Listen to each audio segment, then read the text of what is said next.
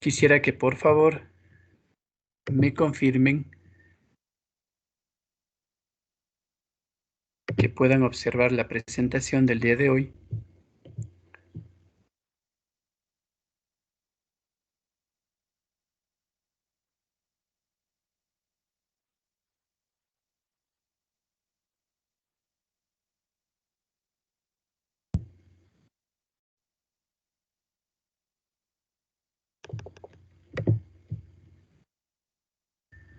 Ya. Bien, me confirman también que puedan escuchar correctamente. Sí, Bien, entonces, como habíamos quedado, ¿no? El día de hoy vamos a hablar de el último capítulo que está relacionado con la físico-química ambiental.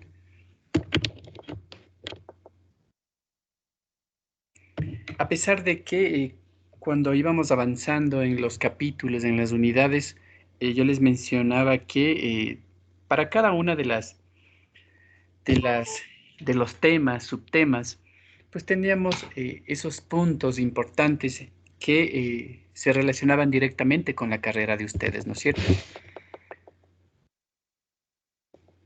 En el caso del estudio básicamente de la físico-química ambiental, lo que vamos a hacer es, sobre todo, entender la dinámica del comportamiento de los contaminantes en el medio natural, ¿no? Una vez que han sido descargados. Ustedes tienen en la imagen de la primera diapositiva la foto de un río en el que claramente se observa pues la presencia de una coloración diferente al un extremo, ¿no es cierto? Como se puede observar. El cuerpo de agua en este caso ha recibido pues una descarga de un contaminante que claramente se observa, ¿no? Que comienza a dispersarse o a distribuirse a partir del punto de la descarga, pues en función obviamente tanto de las características como de la sustancia que está siendo descargada, como de las características del río en este caso. Este ejemplo nos sirve para entender básicamente el estudio y también la aplicabilidad de la físico-química dentro de la parte ambiental. Buscamos entonces, de alguna manera, entender el comportamiento de las sustancias contaminantes en los sistemas naturales, ¿no es cierto? Ya sean estos el agua, el suelo o la atmósfera, ¿no? Que son los posibles escenarios en donde se descargan, se derraman, ya sea de manera arbitraria o de manera accidental, sustancias que resultan tóxicas para el ambiente. Como mencioné brevemente, el comportamiento de estas sustancias contaminantes en los medios naturales o en el medio natural dependen de las características del medio y también, obviamente, de las características de la sustancia que se está descargando. Entonces, por un lado, tenemos un abanico de factores dentro de lo que tiene que ver con las características del lugar donde se descarga el contaminante, que en este caso sería todo lo que está de aquí para allá, es decir, el agua, ¿no? De hecho, pues obviamente el contaminante también fue descargado directamente sobre el agua, ¿no? Pero básicamente para que se pueda hacer la división del medio en donde se descarga, en este caso sería el río, en el punto donde empieza la descarga justamente, y también tenemos que juega un papel importante las características del mismo contaminante, ¿no es cierto? Y hablamos de características o de caracterización del contaminante desde el punto de vista físico, químico y también biológico en algunos casos, o microbiológico. Eso básicamente es lo que nos interesa estudiar. La físico-química ambiental básicamente es un campo, ¿no es cierto?, de aplicación obviamente de la físico-química en temas ambientales que conjuga o unifica los principios fundamentales de la físico-química como tal y también lo que tiene que ver con la resolución de problemas ambientales, ¿no? Normalmente los problemas ambientales están relacionados con los contaminantes. Eso también debemos tomar en cuenta. Obviamente que existen problemas ambientales que van más allá de la contaminación, pero normalmente el problema principal cuando hablamos de problemas ambientales es básicamente la contaminación. Siendo así, pues obviamente es importante entender al contaminante y al medio en donde se derrama, se descarga o se deposita el contaminante para saber cómo actuar frente a este problema, justamente. Desde el punto de vista de la físico-química, los sistemas naturales, pues, se consideran como sistemas vivos, obviamente, no solamente por el hecho de que albergan organismos vivos, sino también por el sentido de que son dinámicos y están en constante cambio. Incluso si hablamos de un río que aparentemente no tiene, por ejemplo, gran cantidad de vida, ¿no? En el sentido de que puede tener, obviamente, una carga microbiana, puede tener pequeños crustáceos, pero en algunos casos no tenemos grandes o macroespecies que puedan ser evidentes en un cuerpo de agua, ¿no? Sin embargo, sigue siendo un sistema dinámico. Quiere decir que está cambiando, ¿no? Está cambiando en función de las características ambientales del lugar. Por ejemplo, en un ecosistema, pues podemos observar no solamente la interacción de los organismos vivos, sino también los procesos físicos. La precipitación o lluvia que puede inundar un lugar, los procesos de evaporación del agua que contribuyen a la formación de las nubes, por ejemplo, y nuevamente el reinicio del ciclo del agua, por ejemplo. Esos son procesos físicos que suceden en los ambientes naturales. No involucran organismos vivos, pero estamos hablando de dinámica, de vida, de movimiento, ¿no? Es por eso que estos sistemas naturales pues se consideran sistemas vivos desde todo punto de vista, no solamente, como les decía, porque albergan vida. Tenemos también que son sistemas naturales abiertos, ¿no? Esto quiere decir que existe la posibilidad, cuando nosotros estamos ubicados en el estudio de la físico-química, un sistema abierto es aquel sistema que, ¿no es cierto? Si tenemos un sistema abierto, este puede entregar masa y también energía al medio que lo rodea, ¿no es cierto? Al medio que lo rodea. Y también puede recibir del medio que lo rodea mismo masa y también energía, ¿no es cierto? Es decir, hay una transferencia tanto de masa como de energía con los alrededores, ¿no? Y es así la naturaleza o los sistemas naturales, son sistemas abiertos, porque están intercambiando energía, pues, entre ellos, de manera constante. Debemos entender, por ejemplo, y ya vamos a ver unas imágenes más adelante, pero solo ubiquémonos en nuestra realidad, ¿no? Bueno, ya saben que yo aprovecho los espacios en la diapositiva para rayar. Obviamente no se ve de la manera más bonita, más ordenada, pero es el espacio que tengo, ¿no es cierto?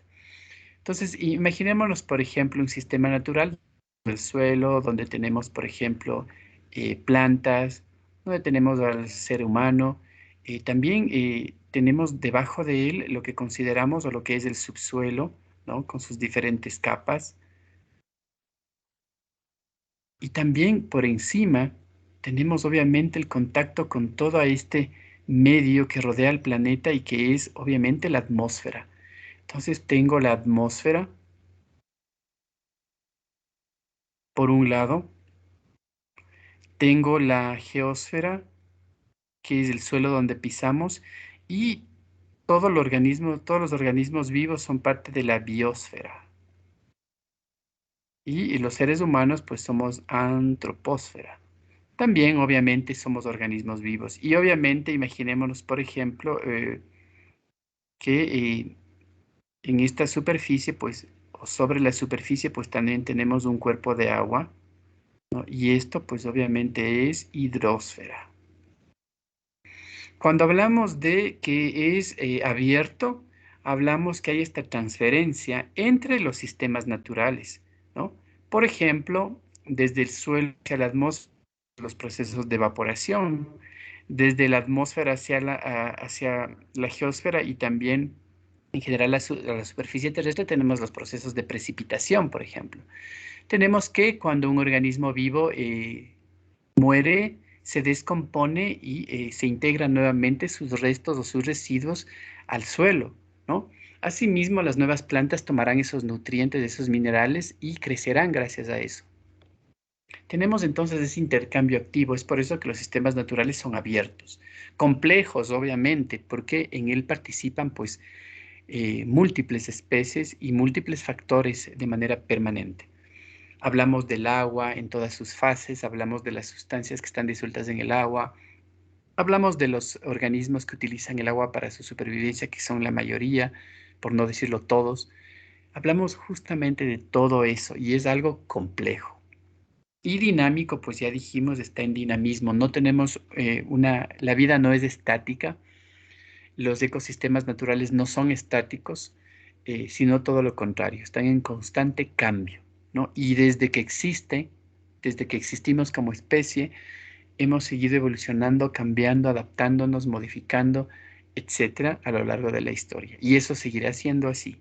Nosotros probablemente desapareceremos, pero la descendencia nuestra quedará y seguirán estos ciclos de la vida en este mismo ambiente mientras tengamos este planeta disponible para los seres humanos, ¿no es cierto? Pues eso depende de nosotros también, pero básicamente la vida seguirá adelante, ¿no? El tiempo de los seres humanos se acaba, pero el planeta como tal, de acuerdo a los registros de investigaciones que se han hecho, pues tiene miles o probablemente millones de años. En este caso, pues debemos también entender que no solamente estos sistemas naturales tienen esas características de abiertos, complejos, vivos, dinámicos, sino también que están constituidos por multicomponentes. Nosotros hemos estudiado algunos sistemas monocomponentes y también policomponentes o multicomponentes. ¿Se acuerdan cuando hablamos de las soluciones o de las disoluciones? Hacíamos referencia justamente en algunos casos a sistemas bicomponentes, tricomponentes o multicomponentes. Los sistemas naturales son justamente sistemas complejos, multicomponentes. En ellos encontramos obviamente el agua, el aire, las materias sólidas inorgánicas, los organismos vivos, las sustancias inorgánicas, orgánicas también, las biomoléculas, etcétera, ¿no? Y estos son parte de los flujos de materia y de energía que hemos mencionado que ocurren siempre en los sistemas naturales. Recuerden que cada sustancia que existe en la naturaleza cumple un ciclo, ¿no? Es por eso que si ustedes estudian a cada sustancia, van a darse cuenta que cumple con una serie de procesos, ¿no? Tenemos el ciclo del carbono, ciclo del nitrógeno, el ciclo del agua mismo como tal, el ciclo del fósforo, del azufre, y si hacemos un análisis podemos ver que cada una de las sustancias pues tienen un ciclo.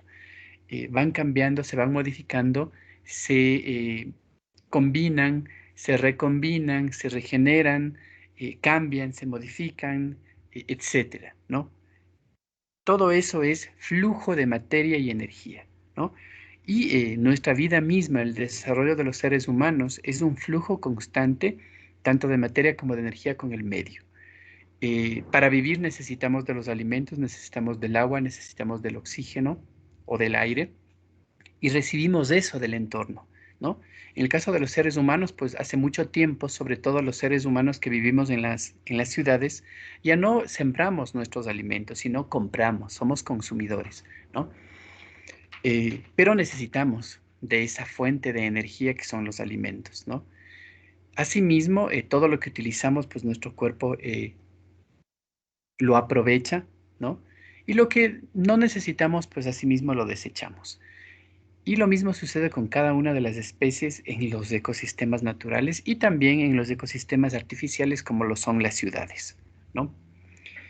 Entonces, en este caso, pues nosotros estamos y formamos parte de este planeta como tal, ¿no? Ya sea como especie o como entes, pues transportadores de materia y energía y consumidores también, ¿no? De lo mismo.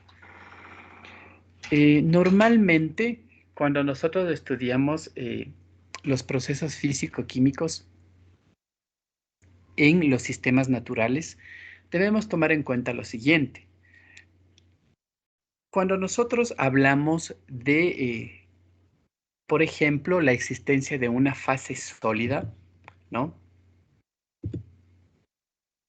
en los sistemas naturales estamos haciendo referencia a todas las sustancias, minerales, elementos, compuestos que nosotros conocemos, ¿no? Pero también dentro de esta fase sólida encontramos lo que es orgánico, ¿no? Recordemos, por ejemplo, que cuando nosotros estudiábamos a la química, la dividimos en química orgánica y química inorgánica. Normalmente el estudio de la química inorgánica es más intenso y el estudio de la química orgánica un poquito más limitado, ¿no? Al menos en la carrera de ingeniería ambiental. Pero obviamente otras carreras como la bioquímica, como la química pura, pues estudian mucho más a fondo en la parte de orgánica también, ¿no es cierto? Todos estos elementos, minerales, sustancias, compuestos que son parte de la fase sólida del planeta como tal, pues están constituidos especialmente en el suelo, conforman los minerales de la geósfera, ¿no? Recordemos que geósfera es todo el planeta, la parte sólida del planeta, ¿no? Del planeta Tierra. Y dentro de la geósfera también tenemos algunas capas o algunas partes de la geósfera. La parte más externa de la geósfera se denomina justamente la corteza, que es donde nosotros estamos. Y dentro de la corteza, la parte más externa de la corteza es lo que conocemos como suelo o como litósfera, ¿no? Y justamente en esta parte es donde nos desarrollamos, ¿no? Nosotros. Aquí construimos los caminos, las viviendas. En esta parte del suelo más superficial también sembramos. De esta misma zona extraemos los minerales, etcétera, ¿no? Asimismo, debemos entender que los suelos también son dinámicos, ¿no? También están cambiando y están modificándose de forma natural. Fíjense que todavía no hemos mencionado intervención del hombre. Todo esto sucede de forma natural, ¿no? Los suelos poseen, por ejemplo, alta porosidad, ¿no? De hecho, el suelo como tal está constituido por una parte orgánica, por una parte inorgánica, por el agua y también por aire. Es decir, tiene una fase orgánica, una inorgánica, tiene también una fase gaseosa y una fase líquida incorporada en el mismo. Y a través de los poros, ¿no?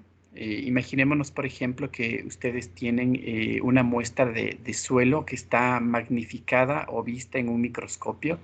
Ustedes pueden ver las partículas del suelo que obviamente no son regulares, ¿no? Pero que entre ellas, ¿no? A pesar de que están juntas, pues hay pequeños espacios, ¿no es cierto? Pequeños espacios que nosotros normalmente denominamos como poros, ¿no? Estos pequeños espacios que yo ahorita estoy pintando como más rojitos y que a través de esos espacios justamente se alberga el agua o el aire, ¿no es cierto?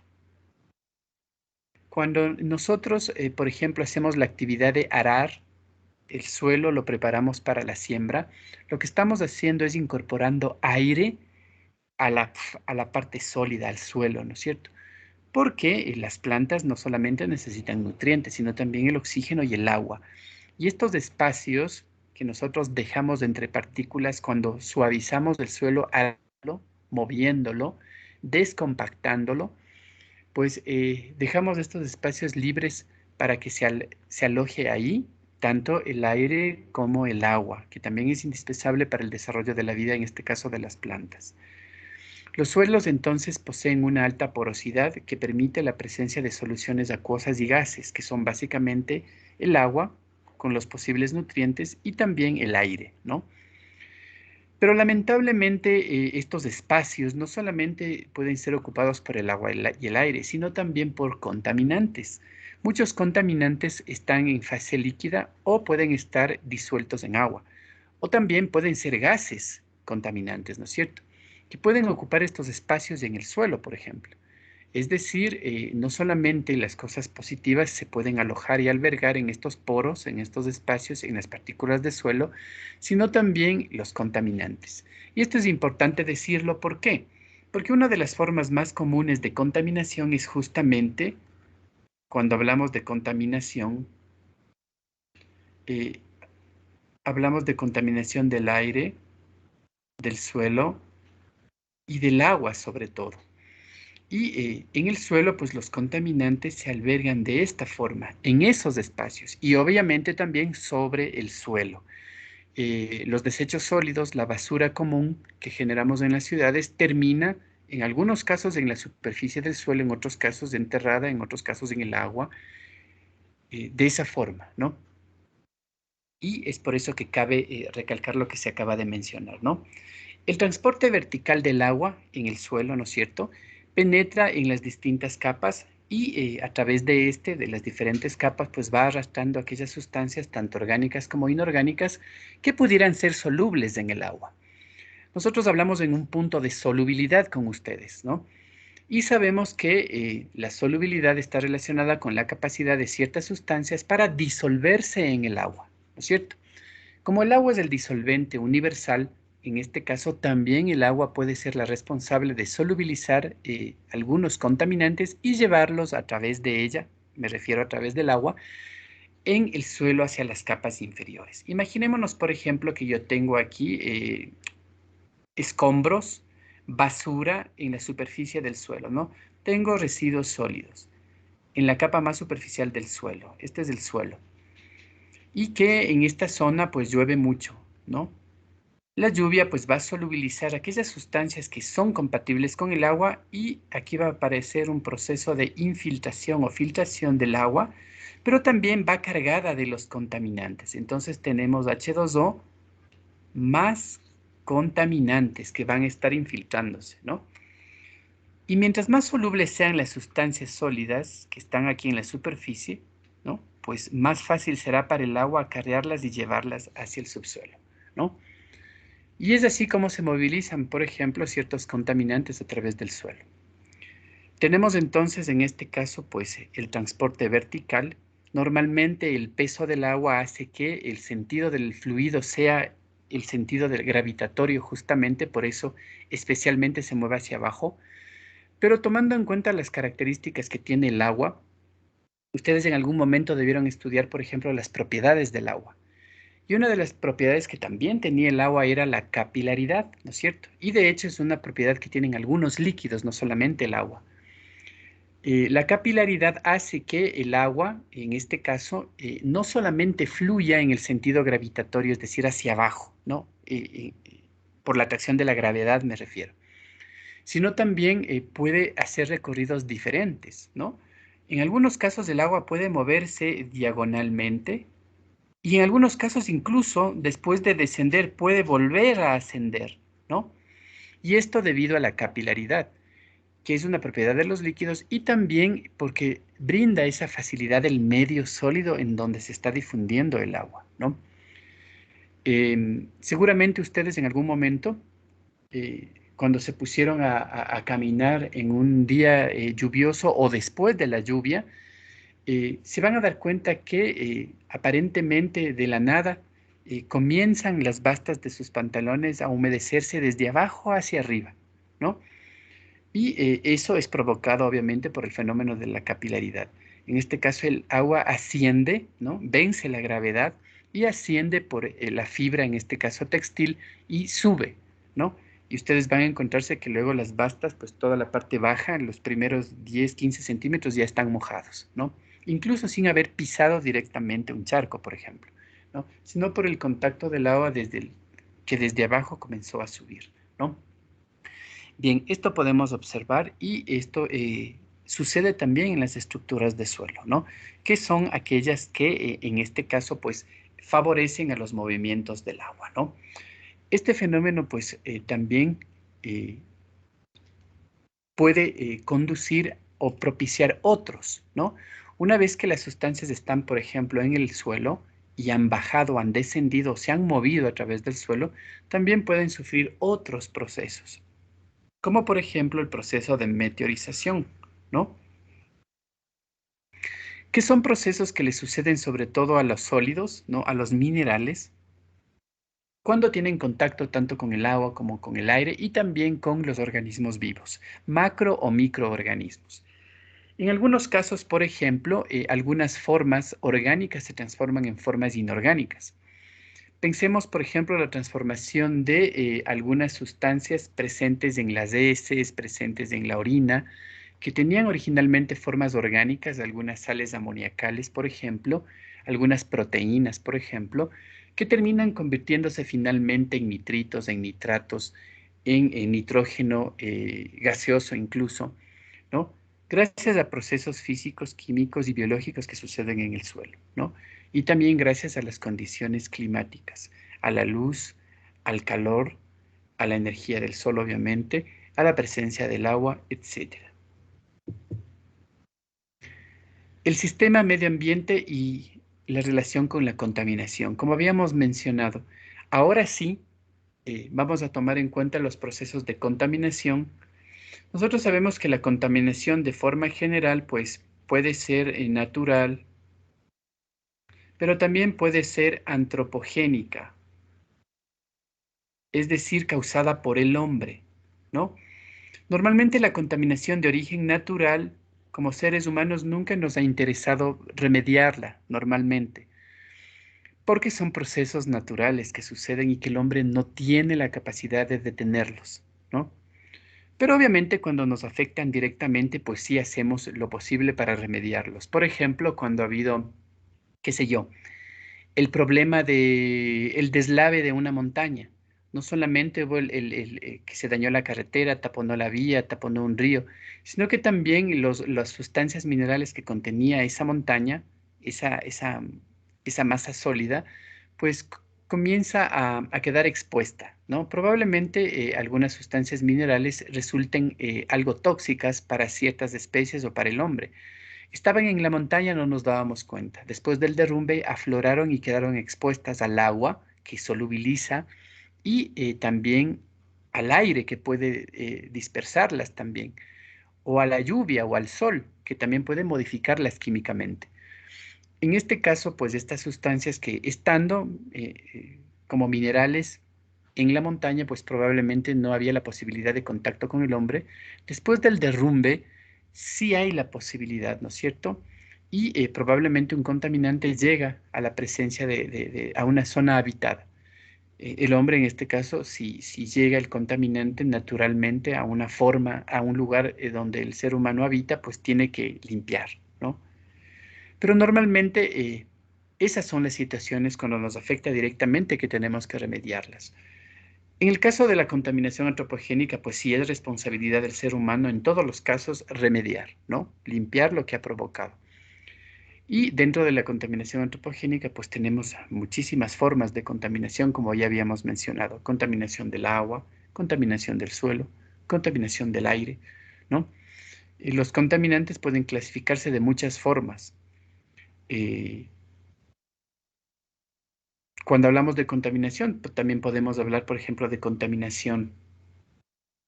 eh, contaminación física, contaminación química, contaminación biológica, ¿no? Este es otro criterio para clasificar a la contaminación o a los contaminantes. Natural antropogénica también. Entonces existen muchos criterios para clasificar a los contaminantes o a la contaminación, ¿no? Pero en todos los casos la contaminación es como yo decida clasificarla o identificar, siempre será negativa y dañará en menor o mayor medida pues a los sistemas, al ser humano, a las plantas, etcétera.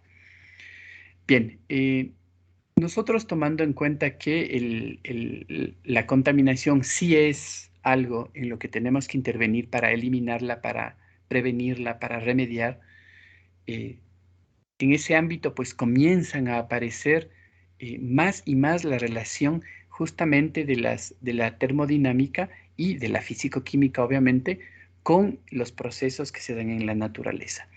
Se entiende por contaminación, obviamente, en este caso, la presencia de una sustancia que se considera como contaminante, ya sea en el aire, en el agua, en el suelo, o de sustancias o formas de energía no deseables en concentraciones tales que pueden afectar obviamente al confort, a la salud, al bienestar de las personas y también al uso y al disfrute de los recursos eh, naturales, ¿no es cierto?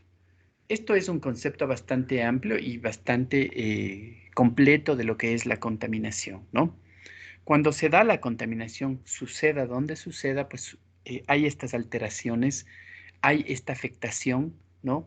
Que puede ser muchas veces a la salud del hombre directamente o a la salud de los recursos naturales y de los materiales también, ¿no? Si tomamos en cuenta en este caso, pues el medio vector ambiental que dispersa el contaminante es justamente o son justamente los mismos sistemas naturales, ¿no? Y en este caso hablamos de vector ambiental, ¿no? Em, y en este caso aplica el concepto específico de lo que es un vector, ¿no? Obviamente que dependiendo del ámbito en el que yo esté, el término vector, pues de alguna manera sufre algunas modificaciones en su significado. Si estamos en física o en matemáticas, un vector, pues nosotros sabemos que es obviamente un segmento, ¿no? Es un segmento de recta que tiene una dirección y tiene un sentido y tiene una magnitud, ¿no es cierto? Eso nos enseñaron en física en lo que es un vector, probablemente. Pero también cuando nosotros hablamos, por ejemplo, de enfermedades, ¿no?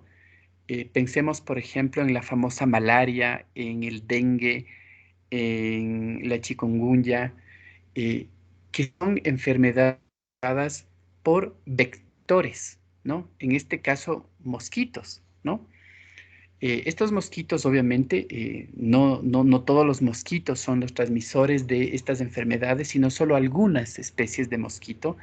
Hablamos, por ejemplo, del paludismo del famoso Anófeles, que es un mosquito que en realidad tiene consigo un protozoo, un microorganismo que causa la malaria. El mosquito es el vector, es el que traslada ese protozoo de un lugar a otro, ¿no?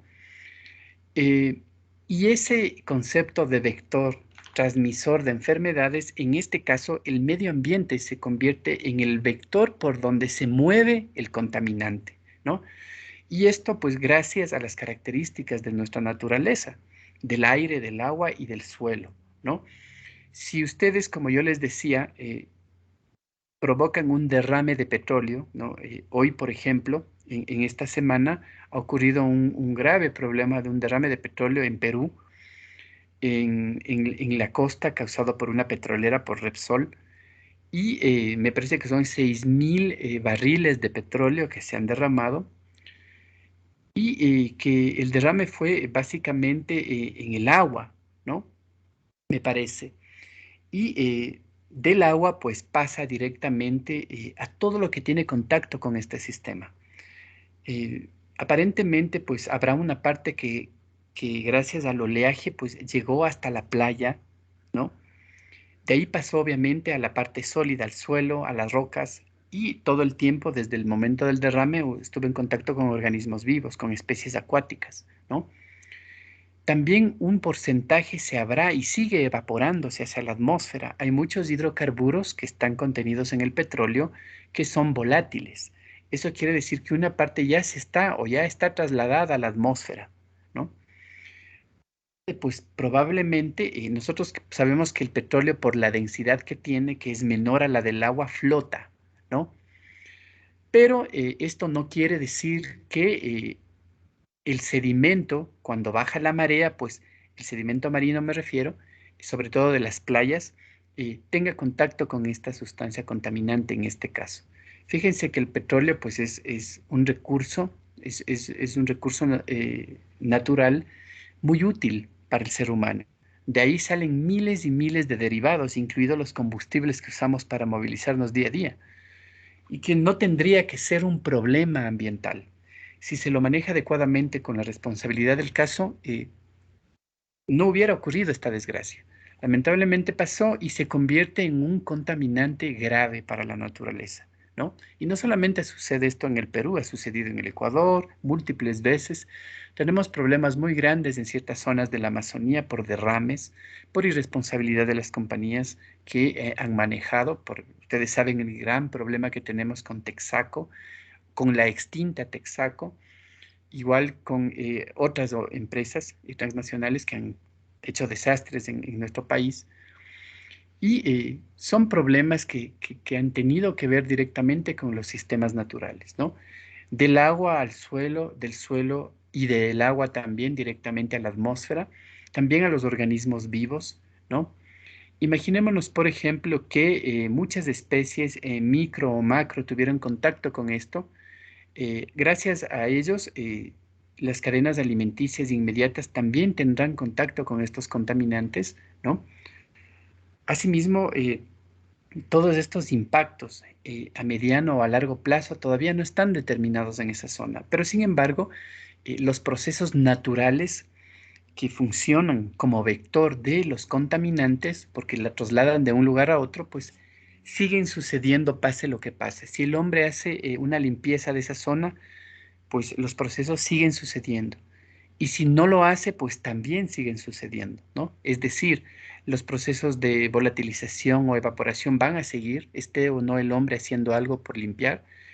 La diseminación o dispersión a través del agua también va a seguir sucediendo. El contacto con los sólidos en las playas, en los arrecifes, en los acantilados va a seguir sucediendo, ¿no? Porque la misma naturaleza va a movilizar los contaminantes. Es por eso que el hombre necesita intervenir, porque esto sí que fue un problema causado por los mismos seres humanos, para remediar y evitar que esto se siga diseminando. Eh, Recordemos nosotros que cuando estudiamos, por ejemplo, los estados de la materia, el líquido, el sólido y el gaseoso, pues cada uno tiene sus características. El agua, por la capacidad de fluir que tiene, pues puede llevar, ¿no es cierto?, los contaminantes mucho más lejos, ¿no? Asimismo, el estado sólido, si bien es cierto, no se mueve a menos de que tenga densidades muy pequeñas y el viento o el agua lo acarree, pero sí puede ser movilizado por el mismo ser humano. Pero los sólidos pueden tener solubilidad y pueden disolverse, ¿no es cierto? Y ya tienen ahí un mecanismo para moverse o para descomponerse. Asimismo, el aire pues se mueve a diferentes velocidades y puede llevar todo lo volátil o los sólidos ligeros a través de él. De esta manera pues vemos cómo por todas las vías tenemos la movilización de los contaminantes, ¿no? La potencial movilización de los contaminantes. Es por eso que las soluciones a los problemas ambientales tienen que ser oportunos, porque si no se magnifica esta dispersión de los contaminantes. Y obviamente toda la carga y los efectos negativos que estos pues causan, ¿no? La podemos evidenciar básicamente. Debemos tomar en cuenta también que cuando las sustancias que se han descargado o derramado en los ambientes naturales no causan impactos negativos, pues se dice que estos pues no han sido, digamos, tóxicos, ¿no? También hay sustancias que resultan inocuas y no causan impactos, al menos determinados y conocidos en los organismos vivos, por ejemplo, ¿no? Pero lamentablemente no siempre sucede esto, ¿no? En muy pocas ocasiones tenemos esos casos. Recordemos que hay un dicho muy famoso que la dosis hace al veneno, ¿no? Y para esto, pues, podemos pensar en lo siguiente. Una gota, ¿no es cierto? Una gota puesta por una pipeta, micropipeta o por un gotero, por ejemplo, de cianuro de potasio, de un cianuro cualquiera, puede ser letal y puede ser tóxico para un ser humano. Una sola gota en un vaso con agua, ¿no? Podría causar la muerte de una persona. Pero esa misma gota, si yo me voy al puente de un río y dejo caer en ese cuerpo de agua, probablemente eso no cause ningún problema, ¿no? Porque esa pequeña gota, ¿no? Estoy hablando de una gota, literalmente, eh, se dispersa, se difunde, se disuelve en ese gran cuerpo de agua y al diluirse tanto, pues el potencial tóxico de esta sustancia, pues también se diluye, se dispersa, se elimina, ¿no? Entonces, eso, ese dicho, pues, tiene mucha relación con los sistemas naturales y con la contaminación. Asimismo, pues, nosotros tenemos muchas sustancias que consumimos diariamente, el azúcar, la sal, por ejemplo, que ustedes saben que si consumimos en las cantidades adecuadas, es decir, si no excedemos su consumo, pues seguramente no vamos a tener problemas de salud. pero si excedemos en su consumo, pues vamos a tener problemas de salud, ¿no? Algo inocuo como la sal o como el azúcar, inofensivo hasta cierto punto, puede ser letal si se ha desarrollado una patología como la diabetes o como la hipertensión, por ejemplo. El exceso de sal para un hipertenso puede desembocar en su muerte, ¿no? Asimismo, el exceso de azúcar en un diabético puede desencadenar un shock generalizado que puede matar a una persona, finalmente, ¿no? Entonces, eso se debe tomar en cuenta cuando hablamos de contaminantes, ¿no? ¿Cuánto contaminante? ¿Qué concentración? ¿Cuál es la toxicidad del contaminante? ¿Cuántas veces se expuso una persona al contaminante? La frecuencia, la concentración, la cantidad, tiempo, etcétera. Y ya vamos a ver eso también un poquito más adelante. Bien, la contaminación de los sistemas como por ejemplo el aire, el agua, el suelo, están, como había dicho, muy relacionados entre sí y de hecho no se pueden separar porque estos son sistemas que están interconectados, ¿no? Esta figura de abajo que ustedes pueden observar en la parte de la diapositiva, pues nos enseña esa interconexión que existen entre los sistemas, ¿no? Todo lo que empieza en el aire, pues pasa al suelo y al agua. Todo lo que empieza en el agua pasa a la atmósfera y al suelo. Y todo lo que pasa en el suelo, pues también puede llegar a la atmósfera y al agua también, ¿no? Todo está interconectado. En este caso estamos hablando de sistemas físicos, ¿no? De los sistemas naturales físicos, como el aire o atmósfera, como el agua o hidrosfera y como el suelo o geósfera. Entonces están totalmente interconectados e interrelacionados. Este es un esquema entonces de la relación que existe entre los contaminantes que son vertidos en alguno de los tres vectores ambientales como lo son el agua, el suelo y también el aire. Fíjense que se consideran entonces no solamente sistemas naturales, sino al mismo tiempo vectores ambientales, ya que a través de ellos se movilizan los contaminantes, ¿no?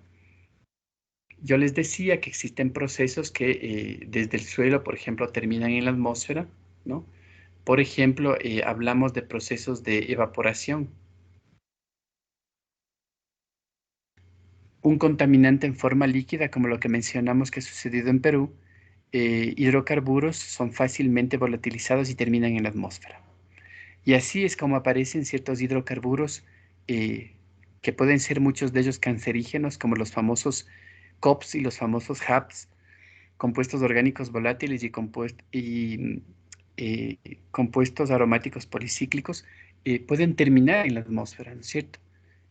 No solamente por los procesos de quema de combustibles, por los motores de combustión interna, por la movilización, por el transporte, sino también por accidentes como este, ¿no? Tenemos un proceso que desde el suelo pues va al agua, pues obviamente el suelo incorpora en el agua sustancias gracias a los procesos de solubilización, por ejemplo, ¿no? Y también desde el suelo al agua o desde el agua al suelo, pues tenemos procesos de lixiviación, tenemos procesos obviamente de precipitación, la precipitación que viene desde la atmósfera tanto al suelo como al agua, los procesos de precipitación, la lluvia que acarrea todos los componentes que están en la atmósfera, los mismos hidrocarburos que están en la atmósfera por el derrame de petróleo, también la misma lluvia los lleva hacia el suelo y hacia el agua, ¿no? Después de una tormenta, después de una lluvia. Tenemos entonces esa interconexión que hemos mencionado que es inevitable. Los contaminantes entonces son emitidos desde las diferentes fuentes de emisión. Recordemos que dijimos que tenemos en especial fuentes naturales y fuentes artificiales o antropogénicas. Las fuentes artificiales, pues a su vez pueden ser, por un lado, estacionarias y también fijas, ¿no? Una fuente estacionaria sería una chimenea de una industria, ¿no es cierto? Que está ubicada en un punto fijo que no se mueve. Los vehículos que están circulando en la ciudad son fuentes móviles de contaminación, por ejemplo. Y de esta manera, pues, nosotros las diferentes posibilidades de contaminantes, ¿no? Estos contaminantes, a su vez, pues, son emitidos de forma directa, ¿no? Por las diferentes actividades humanas y de forma general se los conoce como contaminantes primarios a aquellos que son emitidos de forma directa, ¿no? Desde la fuente hacia el punto de ignición que podría ser el agua, la atmósfera o el suelo. Ejemplos de contaminantes primarios. Por ejemplo, nosotros tenemos un vehículo que es, como habíamos dicho, una fuente móvil, ¿no? Tenemos los gases de combustión y dentro de los gases de combustión, sobre todo cuando la combustión es incompleta, tenemos el monóxido de carbono, tenemos el dióxido de carbono, también tenemos vapor de agua, tenemos hidrocarburos, eh, también tenemos los famosísimos NOx, tenemos los SOx y tenemos el material particulado, ¿no? Todos estos son contaminantes primarios. Eso quiere decir que después del proceso de combustión interna en el vehículo son emitidos a la atmósfera de forma directa, ¿no? Son contaminantes de origen primario. Todos son gaseosos, excepto el material particulado, que son obviamente partículas de naturaleza sólida de diferentes tamaños. El material particulado es el que le da la coloración normalmente a los humos que salen de los vehículos.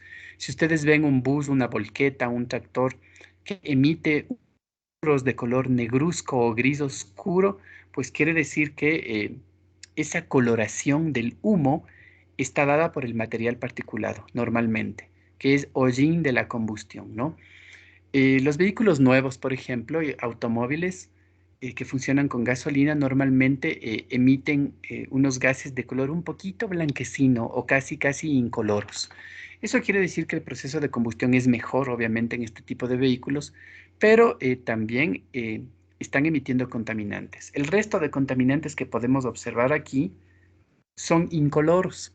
Eso quiere decir que están saliendo igualmente de los escapes de los vehículos, por ponerles un ejemplo, ¿no?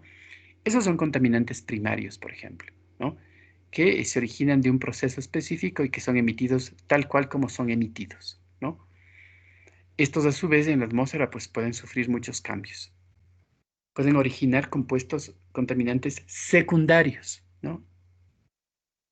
Que se producen obviamente por la transformación de los primarios. Son emitidos entonces en un flujo a diferente nivel de emisión, de velocidad y dependiendo de la fuente, ¿no? Tenemos entonces fuentes artificiales o antropogénicas que pueden ser estacionarias o móviles, estacionaria o fija o móvil, y también tenemos las fuentes naturales, ¿no? Entonces pensemos, por ejemplo, una fuente natural, un volcán, ¿no es cierto? Que está erupcionando. Eh, y los que vivimos en Riobamba hemos estado expuestos a estos fenómenos, ¿no es cierto? El Tungurahua y también el Sangay han erupcionado múltiples veces, ¿no? La última vez tuvo una gran erupción el Sangay que nos eh, ocasionó el oscurecimiento del día, de la atmósfera, obviamente, se cubrió de ceniza que impidió el paso del sol y era como las 9:30 de la mañana y seguía oscuro, ¿no? La última vez que cayó gran cantidad de ceniza en Riobamba. Esa es una fuente natural, ¿no? A nosotros solo nos quedó después de que se asentó la ceniza o que precipitó por su propia densidad al piso, a los techos, a las azoteas, a las calles, nos tocó limpiar, ¿no? Entonces, en ese caso, pues no quedó más que hacer eso. Pero difícilmente nosotros vamos a ir a los bosques o al campo cercano para limpiar la ceniza, difícilmente, ¿no? A menos de que obviamente sea un cultivo y probablemente amerite esa limpieza, ¿no? Pero en el resto no, es un proceso natural. Pero si hubiera sido un derrame de petróleo, pues estaríamos buscando la forma de limpiar, ¿no es cierto? Eso sería lo responsable. Bien, tenemos entonces la fuente del contaminante, que finalmente puede emitir su contaminante al aire, al agua o al suelo, ¿no? Y cuando hablamos de contaminación que se descarga en el agua, por ejemplo, puede ser que llegue al superficial, a los ríos, lagos, lagunas, esteros, pantanos, o al agua profunda, es decir, agua subterránea, ¿no? Que gracias a los procesos de infiltración pueden llegar los contaminantes hasta este punto del subsuelo. Si los contaminantes están en el aire o en la atmósfera, gracias a los procesos de precipitación pueden retornar al suelo o al agua, o regresar, obviamente, eh, también a las zonas de cultivo donde están creciendo las plantas que luego consumiremos y de esta manera ingresan a la cadena alimenticia. Las cadenas alimenticias son obviamente un grupo de especies que van movilizando la masa y la energía en los ecosistemas naturales. Los seres humanos, como dije, pertenecemos a los ecosistemas artificiales normalmente, es decir, nosotros consumimos, compramos los alimentos y lo que no necesitamos lo desechamos. Pero en las cadenas alimenticias naturales, en los sistemas naturales, tenemos, por ejemplo, el paso de, ustedes han visto seguramente, ¿no? Tenemos, por ejemplo, una pequeña planta que es consumida por un herbívoro. Este también pasa luego, pues, a un carnívoro, ¿no? Pues imaginemos que un carnívoro, pues un lobito, qué sé yo, se comió esto. Y esta es la movilización, ¿no? Si en esta planta tuvimos un contaminante y este le captó a través de sus raíces, por ejemplo, pasa desde el lugar, desde el suelo a la planta, de la planta al herbívoro, del herbívoro al carnívoro, ¿no? Esto es una cadena alimenticia y gracias a esa movilización natural de alimentos, también se movilizan los contaminantes, ¿no? Y tenemos asimismo que en el suelo, pues obviamente directamente el contaminante puede ser absorbido por las plantas. Muchas plantas en sus procesos de asimilación de nutrientes del suelo, pues lo hacen de manera indiscriminada. Es decir, las raíces simplemente absorben todo lo que está disponible para ellas sin tomar en cuenta si son nutrientes o si son contaminantes. De esa manera, pues está incorporando los contaminantes, ¿no? Tenemos entonces aquí las posibilidades de movilización así básicas y generalizados de los contaminantes. Sea donde sea que se localicen originalmente, pues tienen la gran posibilidad de movilizarse.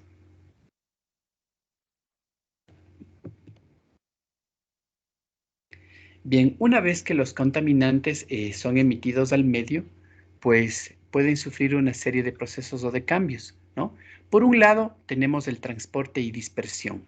Eso quiere decir que se mueven físicamente de un lugar a otro por fenómenos que se conocen como de transporte y también por la dispersión como tal.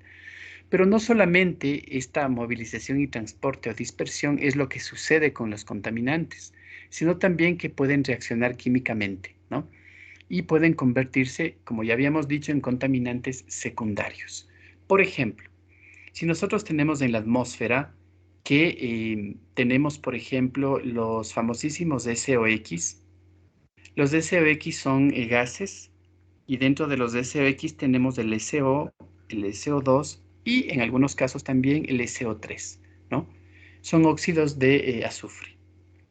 Estos, cuando en la atmósfera se convierten en el agua, generan los famosos ácidos, como por ejemplo el H2SO4, ¿no? Que es obviamente un ácido fuerte y que puede acidificar agua o acidificar suelo. La famosa lluvia ácida se forma de esta manera. Pero también la lluvia ácida puede formarse con los de NOx, ¿no? Que son óxidos de nitrógeno. En este caso tenemos el NO, eh, el NO2, el N2O, ¿no? Y también, en algunos casos, también tenemos el NO3, ¿no? Todos estos son óxidos de nitrógeno, que también, como son anhídridos, si se dan cuenta, tienen una forma de anhídrido, al combinarse con el agua, pues también pueden formar, en este caso, el famosísimo HNO3, que es el ácido nítrico, que también es un ácido fuerte, ¿no? De esta manera, pues tenemos la formación de estos y de estos que son secundarios, son contaminantes secundarios que se han formado gracias a la presencia de los primarios, ¿no? ¿Cómo evitamos que se formen los secundarios? Pues evitando descargar los primarios, ¿no es cierto? Entonces, de esta manera, pues los contaminantes secundarios pues se forman gracias a la existencia de los primarios que han reaccionado, en este caso, en la atmósfera, ¿no? Pero lo mismo puede suceder con otros contaminantes que han sido descargados en el agua o en el suelo. La concentración de un contaminante, ya sea primario o secundario, después de ser dispersado, ¿no es cierto?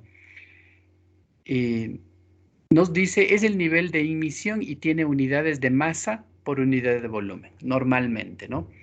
Es decir, ustedes, por ejemplo, pueden medir en gramos por litro, gramos por metro cúbico, miligramos por litro, miligramos por metro cúbico, etcétera, ¿no? Unidades de los contaminantes, en este caso, en el medio en donde han sido dispersados o descargados, ¿no?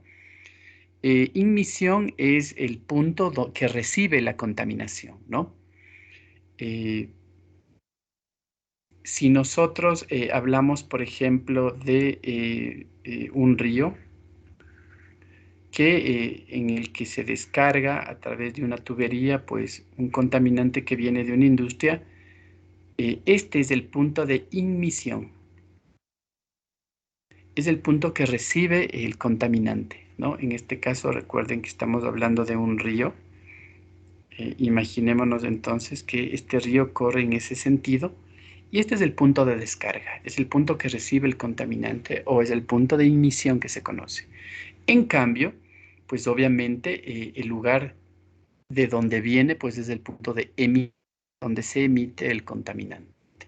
Bien, nosotros sabemos que en este caso es una tubería que traslada, digamos, ¿no? Pero imaginémonos que acá tenemos nosotros a la industria que genera este contaminante, ¿no? Desde aquí se está emitiendo y de aquí está llegando el contaminante finalmente.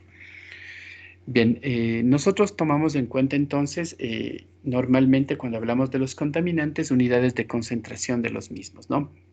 Estos contaminantes, pues, finalmente alcanzan las zonas receptoras, que son aquellas donde llegan finalmente, ¿no es cierto? Y dependiendo del mecanismo, pues podrían quedarse, digamos, ahí cierto tiempo. En algunos casos, pues tenemos fenómenos como la precipitación, las cadenas alimenticias que ya mencionamos, pueden justamente movilizar estos contaminantes. Y obviamente pueden causar problemas o efectos en ellos, ¿no? Me refiero a los organismos vivos.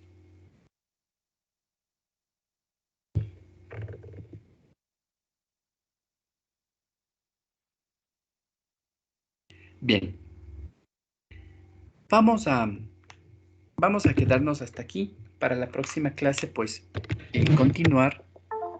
No se olviden, por favor, yo voy a subir las diapositivas hasta este punto, independientemente de lo que nos falta.